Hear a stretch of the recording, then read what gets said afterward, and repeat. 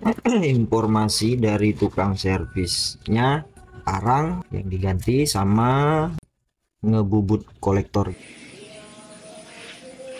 Ini buat kawan-kawan yang pengen bongkar terus servis sendiri nih dinamo cas ini, kan bingung tuh berapa baut yang dibuka, baut mana aja yang dibuka. Ini penampakan dinamo yang udah dibuka nih. Nah, ini baut ini paling bawah, ukurannya 14. Ini posisi baut ini kalau nanti terpasang dia paling bawah, ukurannya nih pakai kunci 14. Saya di sini pakai sok nih, kunci sok 14 mm tuh. Di sini di belakang tidak perlu ditahan karena memang ini ada kuku penahan. Nah, ini kuku ini kalau buka paling ikut sebentar ke sini, habis itu nahan. Kalau ngunci juga gitu, ikut muter dikit kemudian nahan. Jadi cuman butuh satu kunci 14. Saya pakainya sok 14. Sebelum pasang biasakan pakai cerbi untuk mengantisipasi di kemudian hari ada kerjaan mau buka dinamo cas lagi. Kalau saya pribadi selalu mengantisipasi ini, saya kasih cerbi biar mudah dibuka. Kayak kemarin waktu mau buka ini, aduhai, keras banget. Baut yang saya bilang yang paling bawah 14, ukuran kuncinya harus, bukan harus, ada baiknya dikasih cerbi. Posisinya nanti di sini nih, posisinya di sini begini. Ini dinamo cas begini ya. Saya coba pasang sekarang.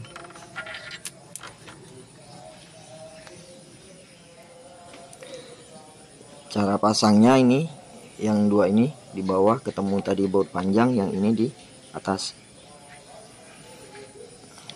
Oke, saya pasang.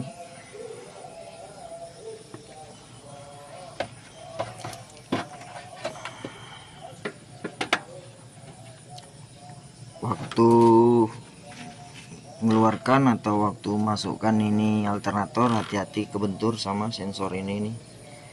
Jadi ujuk-ujuk memperbaiki alternator malah nambah kerjaan ini, ganti sensor ini. Ini di bawah begini tadi seperti yang saya bilang, masuk.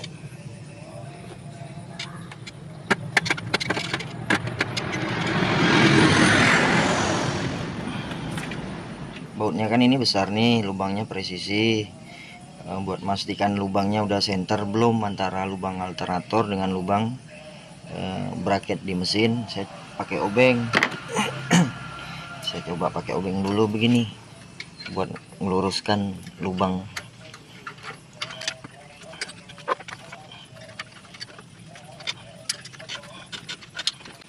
Nah, ini udah masuk nih. Sekarang kita coba pakai baut.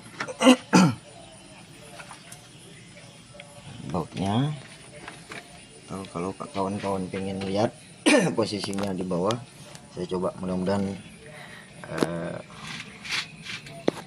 kualitas videonya dapat. Nah, ini posisinya di bawah sini ya. Kita lihat lubangnya juga. Tuh lubangnya tuh kan, kelihatan kan? Nah, itu lubang baut 14. Oke, lanjut saya pasang.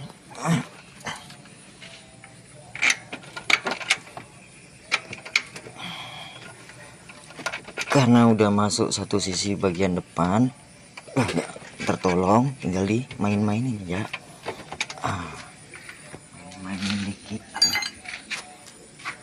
Kadang juga saya bantu ketok.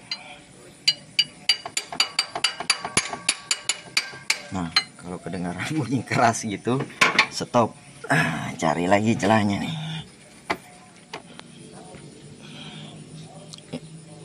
Oh, udah masuk ya.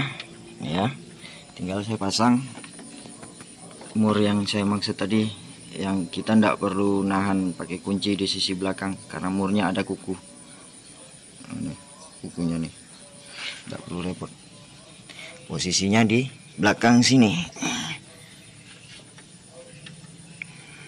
Ini penampakan baut 14 setelah terpasang dari sisi depan.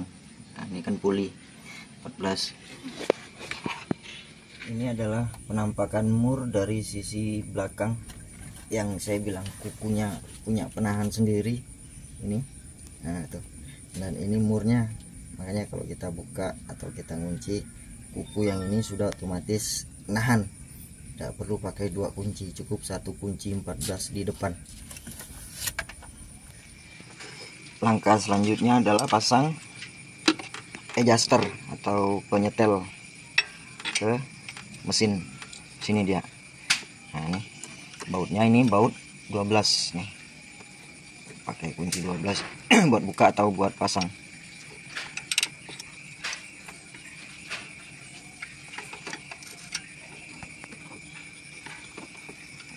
Adjuster, tapi ini bukan adjusternya, ini yang diikat ke badan mesin, yang dipasang di badan mesin. Nah, itu kan badan mesin tuh kan badan mesin. Nanti ini adjuster kan ketemu sama ini nih, ketemu sama ini. Gini dia di sini ada baut lagi, pastikan ini arahnya benar. Ini salah, ini kebalik, ini benar. Yang agak daging yang agak panjang ini ke atas ya, sementara dari lubang ke sininya pendek, jaraknya itu ke bawah. Atau mudahnya kalau salah dia tidak akan bisa kepasang. Sama baut yang dipakai juga baut 12.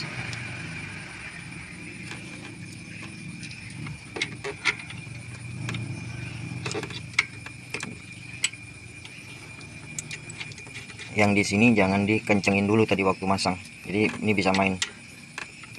Maksud saya begini, kalau lubangnya tidak pas tuh ini masih bisa nih, masih bisa menyesuaikan tuh. Kalau di sini udah kenceng duluan susah.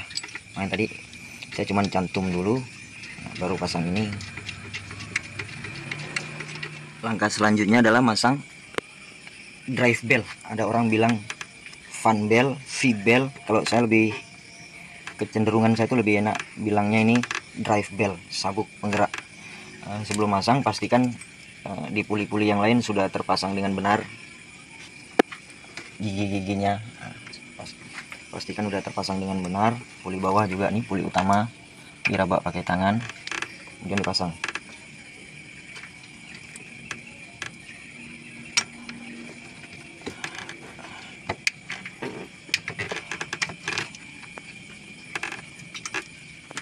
Yang bisa dikoreksi pakai mata ya pakai mata, ini kan sesuai jalurnya. Ini sesuai jalurnya, yang sana sesuai jalurnya, AC, puli pembantu sesuai jalurnya. Kalau puli utama ndak bisa kelihatan mata, cukup diraba pakai tangan begini. Nah ini udah oke.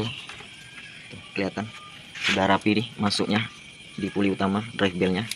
Tinggal kencenginnya ndak kayak mobil jadul yang harus dicungkil pakai tuas atau linggis. Ini cukup dikencengin begini, putar searah jarum jam, dia kenceng nih. Tuh. Kalau tidak ganti drive bell ini setelan kekencangan drive bellnya ini dikembalikan ke tanda semula saat kita sebelum bongkar yang sudah kita tandain tadi. Ini tandanya dikembaliin ke posisi semula, jadi ndak ada perubahan kekencangan drive bellnya itu. Balik lagi sih, kalau ada kawan-kawan ada kasus yang sebelumnya juga memang udah bunyi drive bellnya, bisa dimajukan dari tanda semula, tanda awal. Kalau ini tadi karena ndak ada keluhan bunyi berdecit waktu dingin, waktu pagi, saya kembaliin posisi setelan di posisi awal yang udah dikasih tanda.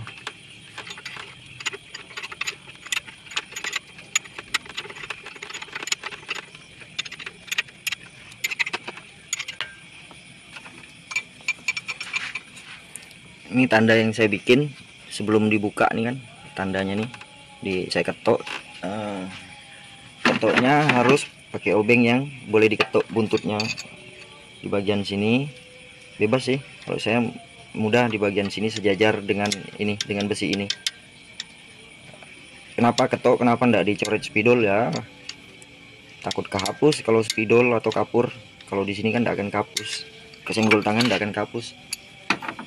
Kembaliin tadi udah selesai, kembaliin, kencengin. Adjusternya dikencengin. Di sini dikencengin yang ke blok mesin. Ini tadi udah cukup tapi harus ditambah 15 menit jarum jam segini sebagai pengunci. Oke, sip. Setelah ini selesai, ini udah kenceng, ini udah kenceng, ini udah kenceng, tinggal ingin 14 yang bawah di sini. Selanjutnya tinggal pasang soket. Ini tempat soketnya. Waduh, kena tangan. Ini tempat soketnya. Yang di alternator. Soketnya kemarin saya singkirin. Ini soketnya nih. Nah, ini soket alternator. Posisinya juga tidak akan ketukar, dia unik, tidak akan ketukar. Kalau salah tidak akan bisa terpasang. Ini pasang soketnya begini.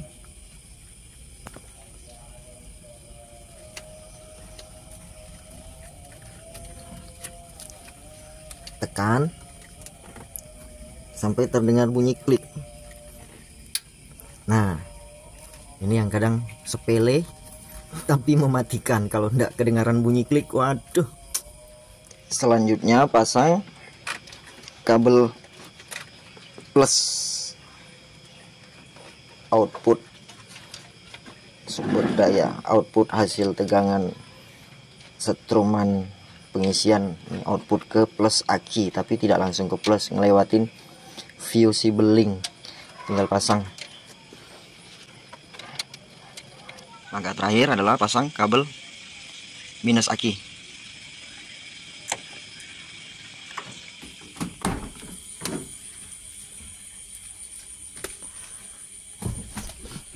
Ini normalnya mobil, khususnya untuk bagian pengecasan, normalnya adalah ketika on dia lampu akinya nyala. Tuh, normalnya mobil lampu akinya nyala. Nah, itu kan kelihatan. Tapi ketika kita starter,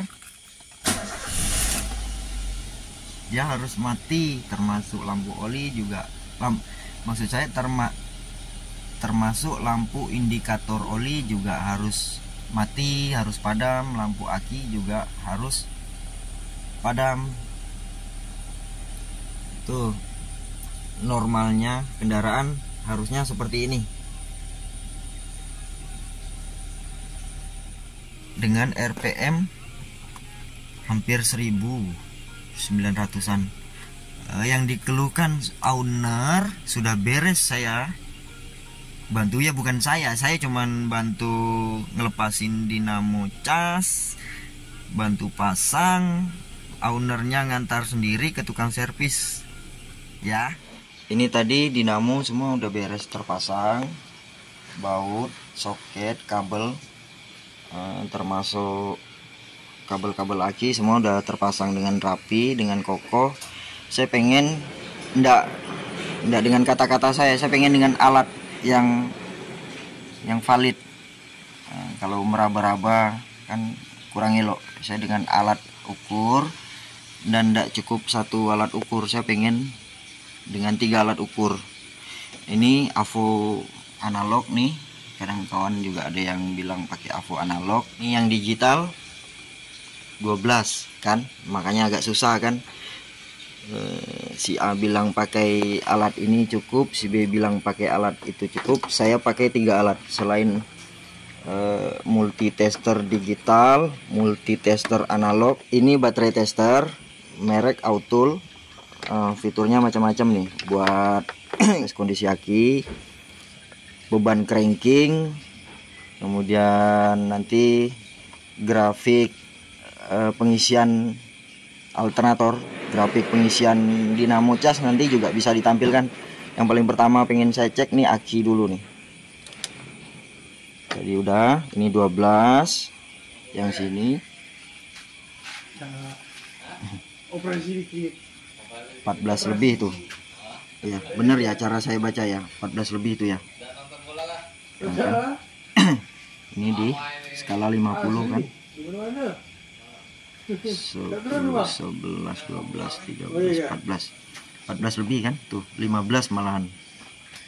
Makanya kita lanjut pakai alat ini, baterai tester nih, supaya hasilnya maksimal nih. Tuh autul, cara pakainya tuh press any key pencet sembarang tombol. Nah di sini banyak fitur nih, kelihatan enggak? Baterai tester, kelihatan tulisannya kan? Saya dekatin. Nah tuh cranking test, di sini charging test, load test. Load test ini dengan beban. Dengan beban maksudnya nyalakan AC, nyalakan lampu utama, nyalakan audio. Kalau audionya udah di upgrade, nyalakan wiper tanpa hujan dengan kaca kering. Versi saya itu sayang karet wiper. Jadi load tester ini paling saya pakai lampu utama dengan AC. Sini pengaturan bahasa, kemudian sini help. Lanjut tadi saya mau masuk ke menu baterai tester. Ini akinya aki basah. Di sini ada pilihan regular flooded. Ini artinya aki standar berair, bukan berdarah sih ya. Yang kedua kan, pilihan kedua kan ini maintenance free nih, yang gel nih kan. Kita langsung tekan tengah nih, high voltage nih, karena mungkin sebelum dilepas akinya ini kendaraan sempat jalan yang tidak banyak memakai konsumsi listrik, makanya terisi maksimal di aki, nyimpen. Di sini kebacanya masih high voltage and stop open lamp. Artinya untuk nyedot dikit saya skip ya, ini saya skip. Tekan enter.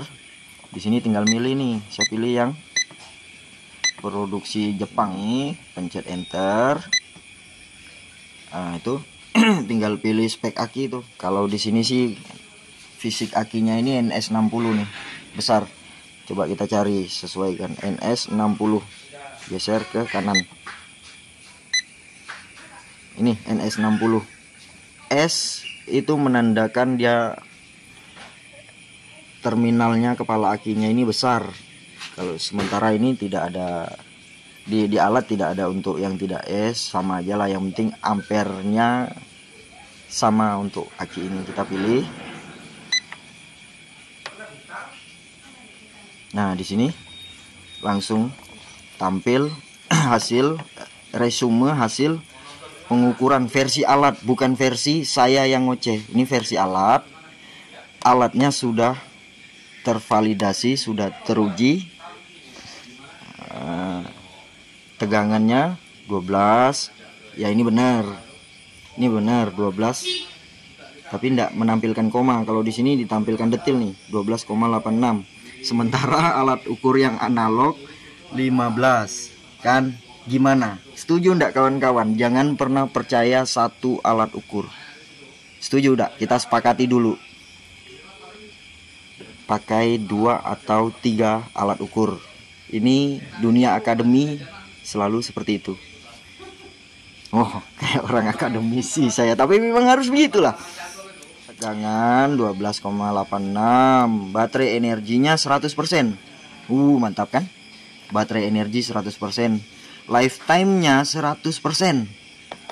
Makanya dapat resultnya good ya. Ini kita print. Wow, canggih toh alat saya toh, bisa ngeprint. Tuh, ngeprint. Nih kan tampil nih. Bener toh? Oke ya, lanjut kita ngetes cranking testnya, beban starter. Proses ngetes beban starter ini saya minta bantu sama owner ini buat starter mobil ini. Kita back dulu, masuk menu cranking test yang ini. ya. Kita geser, kita enter. Nah ini dia bilang tuh kan apa ya tuh, aduh silau, please start the engine and wait 15 second. Nah, minta tolong sama owner buat start the engine. Di sini masih 12, di sini masih 15, di sini belum kebaca, kita view-nya dari yang agak jauh dikit. Kayak gini.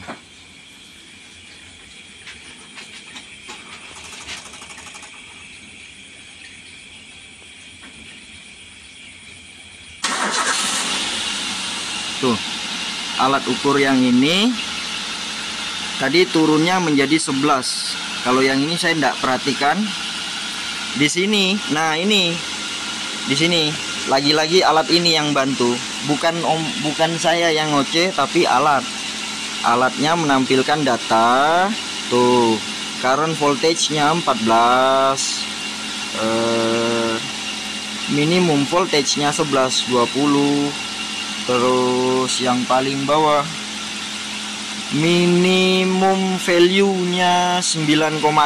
Di sini ditampilkan result-nya, hasil resumnya, result-nya oke ya, teman-teman ya. Beban cranking sudah didapat oke untuk mobil ini. Sekarang kita print juga ini.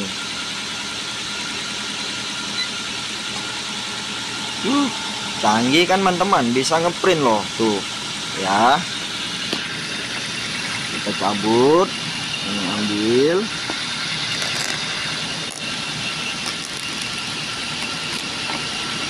ya kita kumpulin data-data pengukuran. Sekarang tuh 13, di sini malah lebih dari 15 tuh. Lanjut kita masuk ke charging test, sekalian menguji tadi nih hasil reparasi dinamo cas, hasil servisan tadi nih. Kita tes pakai alat ini juga nih ya. Kita geser ke samping, ke bawah, enter.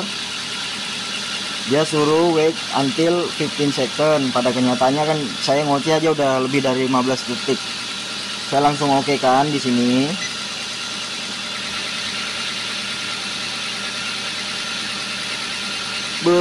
Buset tuh loh. Bukan saya yang ngomong, ini resume data-data yang diperoleh oleh alat ini, menghasilkan result bahwasanya tegangan baterainya 14, sekarang mesin sedang running. Kemudian minimum voltage-nya 14, terus lagi maksimum voltage-nya 1403. Artinya selama masa pengecasan ini ngisi kenapa tidak banyak dari 14,8 lebih gitu, karena memang tadi hasil result baterainya oke. Mobil sedang tidak menggunakan beban kelistrikan, lampu, audio, AC, makanya di sini tertahan di angka ini. Makanya di sini kalau akinya sedang kosong, sedikit tegangan, sedang pakai beban listrik, AC atau lampu, bisa jadi di sini current voltage-nya, range pengisiannya lebih dari 14,05 tuh. Kemarin juga kawan ada yang nanya di video saya yang nangani L300, Mas gimana kalau mobil saya sebelumnya ndak ngecas, kemudian servis dinamo cas, setelah diservis tegangan output dinamo cas jadi 15 volt, aman atau tidak? Pertanyaan itu dikeluarkan ke saya. Kalau di sini dari grafik range-nya 10 sampai 20. Yang bisa saya jawab begini, kalau beban direct seperti dinamo starter itu beban direct, dinamo wiper itu beban direct yang motorized, sifatnya motorized.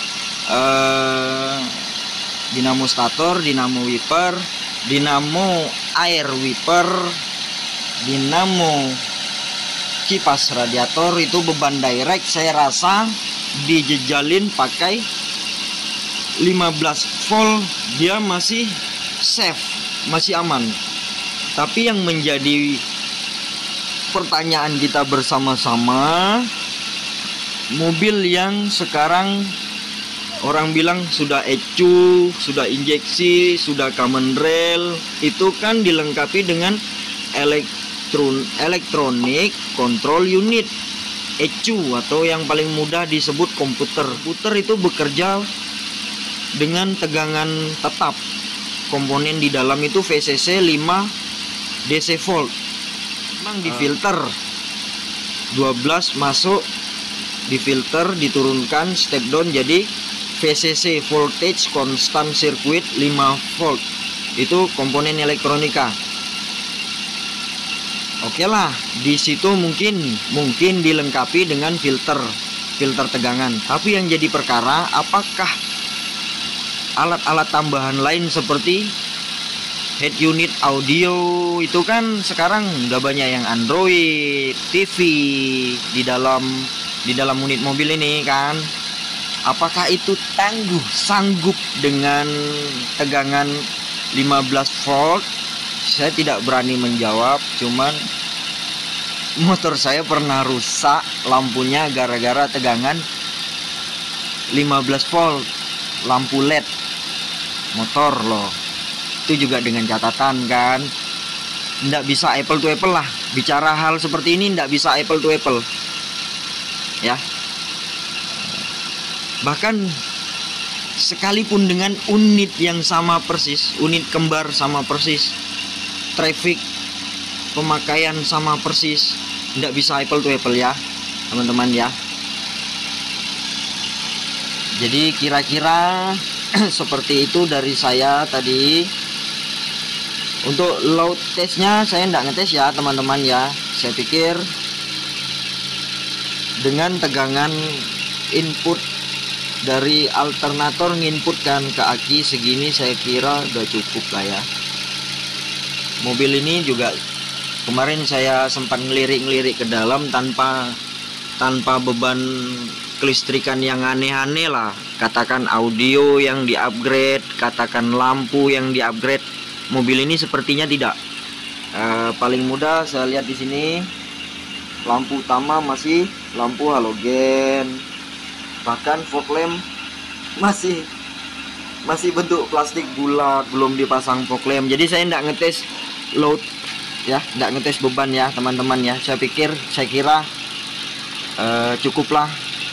Dan yang menjadi catatan bersama, catatan saya pribadi sebagai kreator dan pengunggah video di channel saya, video ini tidak bermaksud untuk menggurui ataupun mematahkan pendapat dari pihak manapun. Video yang saya buat, keterangan yang saya buat, angka-angka yang saya tampilkan di frame video ini tidak bersifat final dan mengikat ya. Saya tidak menggurui, saya cuman lebih ke sini. Saya cuman pengen bikin kenangan gitu loh. Saya pernah tangani mobil ini, saya rekam, bikin video, saya upload. Kelak di kemudian hari apabila saya terlupa sesuatu hal, saya tinggal buka. Saya lebih ke situlah. Saya tidak kepengen menggurui, ngajari, mematahkan pendapat pihak manapun atau yang memiliki otorized penuh terhadap merek dagang ini. Saya tidak ke arah situ. Saya lebih kepada bikin kenangan untuk pengingat saya pribadi, besok kelak di kemudian hari bisa saya tonton ya teman-teman ya. Jadi kalau ngerasa keterangan informasi yang saya sampaikan bermanfaat, Bu ya jangan lupa di subscribe, di like, di share. Kalaupun mau nambahin komentar, ayo kritisi, tidak apa-apa. Saya terbuka akan kritik. Saya paling senang dikritisi supaya bisa berbenah menjadi lebih baik ya. Jangan lupa tuh di komen tuh ya. Ya, atau mau nambahin kalau ada yang kurang, malum saya manusia biasa ya, teman-teman ya. Terima kasih. Jangan lupa garasi GBX.